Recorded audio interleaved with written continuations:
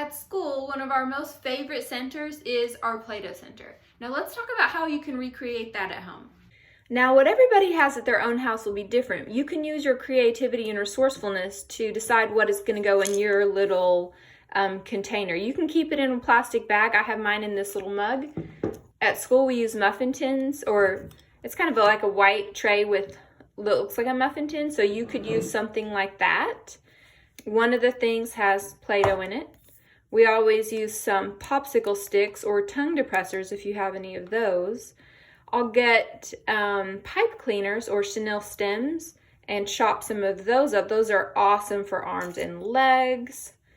Yarn is something that we don't normally have at school in our kit, but I found some yarn. I thought that could be fun. So you could always cut up some different lengths of yarn.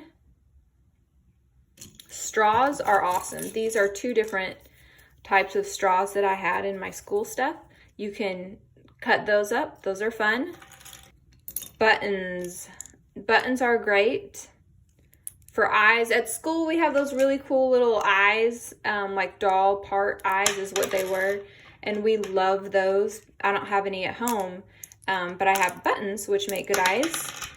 Legos, I have some old Legos that I use for art activities. If you have any of those, you could put those in your kit. And beads make really good eye substitutes too, or you could do all sorts of fun things with beads. So if you have some beads, you could throw those in.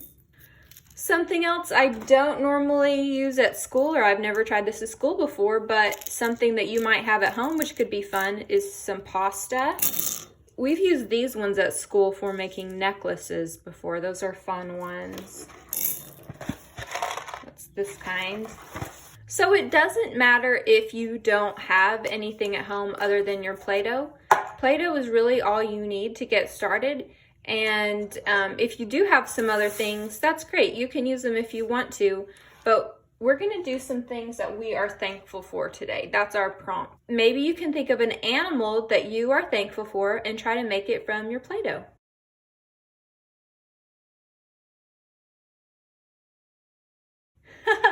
Okay, I'm thankful for chickens because I love eggs. Here's her little egg that she laid. That's the first one. You know what? And if you have a popsicle stick, you can use that to draw into your Play-Doh. Could be fun. You could also make some textures if you want to get really crazy. You could make some feathers and stuff that way. Now for the next one, let's do a person that helps you. This is the person that helps me. This is my sweet baby Graham. He doesn't have a lot of hair. He has one hair. This is his bib, and he helps me because he helps me to laugh and smile every day. How about let's do something that we're grateful for outside?